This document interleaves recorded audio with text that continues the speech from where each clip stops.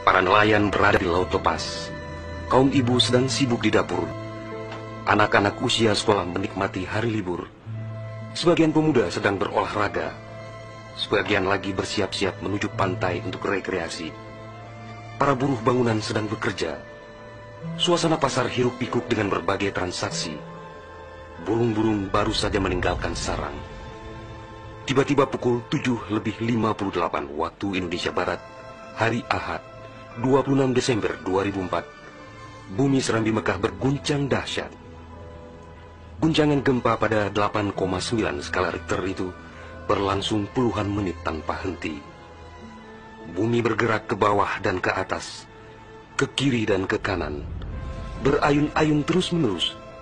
Orang-orang berlari keluar rumah, berkumpul di jalan-jalan dan lapangan terbuka. Mereka seperti berada dalam tampi.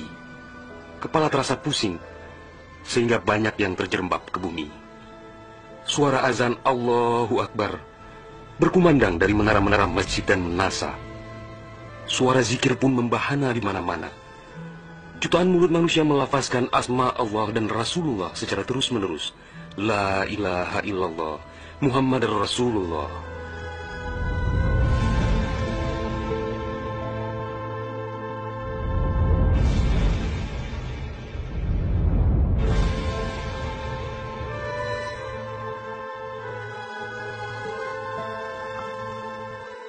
Selesai gempa dahsyat itu, sebagian orang pergi untuk melihat-lihat situasi, karena terbetik kabar bahwa di tempat tertentu ada bangunan yang rubuh, ada tanah yang terbelah, dan ada pula rumah yang ditelan bumi. Tidak terpikirkan oleh mereka apa yang akan terjadi setelah itu. Tidak ada tanda-tanda alam yang begitu kentara.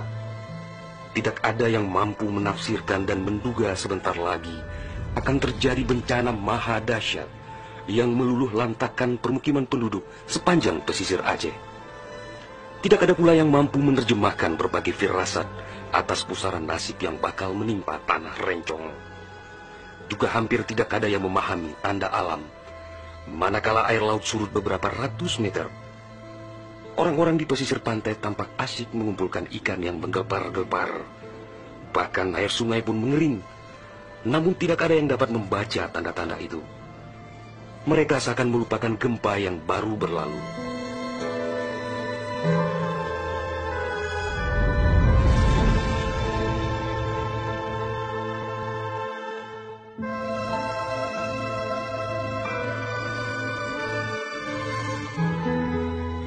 Di berbagai tempat, orang-orang sibuk memperbincangkan gempa sangat dahsyat itu yang belum pernah mereka alami.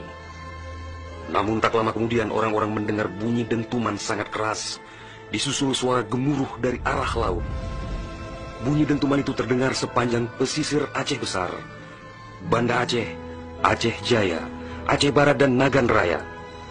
Orang-orang mengira itu adalah bunyi bom. Memang sebelumnya sering terdengar bunyi bom yang menghiasi kehidupan orang Aceh ketika itu, karena Aceh dalam situasi konflik bersenjata.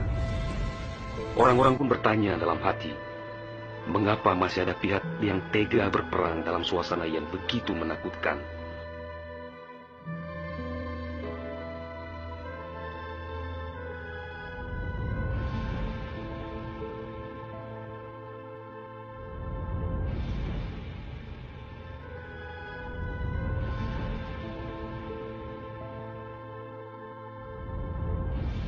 Orang-orang mengira pagi itu hanya sekedar gempa.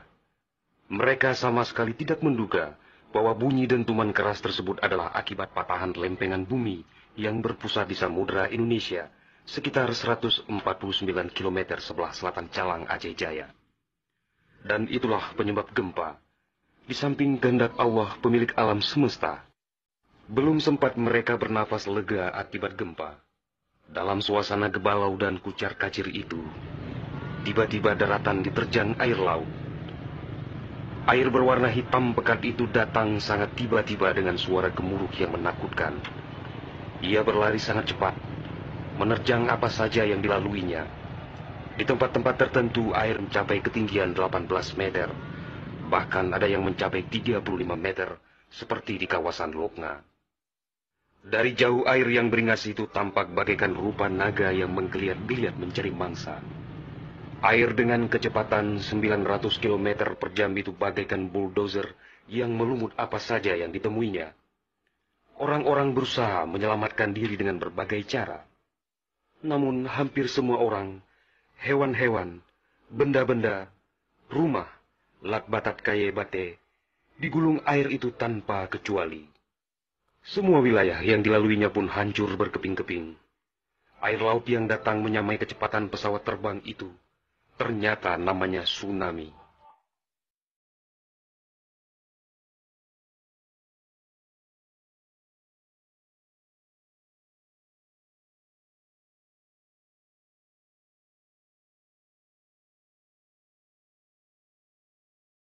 Kekuatannya memang luar biasa. Kapal apung PLN yang diparkir di perairan Uleliu, Banda Aceh, digelandang tsunami sampai 3 kilometer ke darat. Kapal itu sekarang menjadi objek wisata tsunami. Demikian juga kapal angkut Semdalas milik PT SAI diseretnya ke atas badan jalan negara Banda Aceh melabuh di Loknga. Kapal-kapal nelayan ukuran besar yang diparkir pelabuhan ikan di Lampulo, Banda Aceh, banyak yang terdampar ke pusat kota. Termasuk mesin cetak harian Serambi Indonesia digerungcut di bawah tsunami sejauh 1 kilometer. Kendaraan roda 4 hancur tak berwujud. Rumah dan toko-toko serta bangunan lain yang kokoh pun hancur lebur rata dengan tanah. Semuanya di luar dugaan manusia, seakan sebuah mimpi buruk yang sangat langka.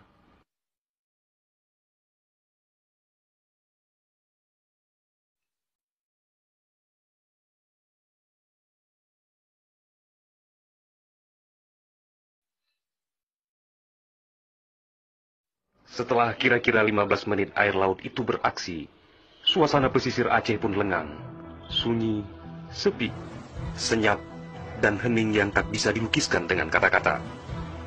Sebagian besar permukiman penduduk rata dengan tanah, seakan instrumentalia kehidupan telah berakhir sampai di sini. Ratusan ribu orang nelangsa, teduk tesepuk, telok ngonjaro, teingat kedro hanaledaya, atau terduduk lunglai bersilang tangan, mengingat nasib tiada berdaya.